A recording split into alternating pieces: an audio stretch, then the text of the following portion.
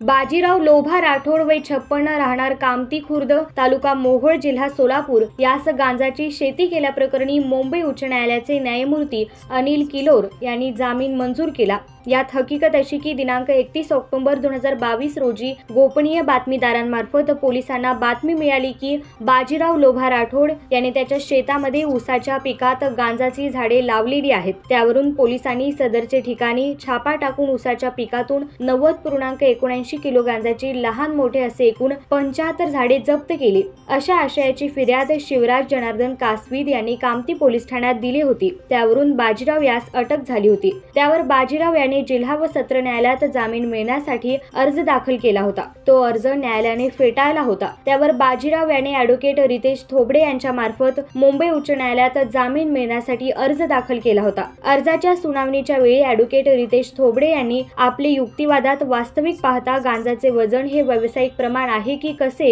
हे दाखवणारा कोणताही पुरावा नाही, त्यामुळे आरोपीस जामीन देण्यात यावा असा युक्तिवाद मांडला। त्यावरून न्यायमूर्तींनी आरोपीस 25,000 रुपयांच्या जात मुचलक्यावर जामीन मंजूर केला। यात आरोपीतर्फे ॲडव्होकेट रितेश थोबडे, ॲडव्होकेट किरण सराटे यांनी तर सरकारतर्फे ॲडव्होकेट पंकज देवकर यांनी काम पाहिले।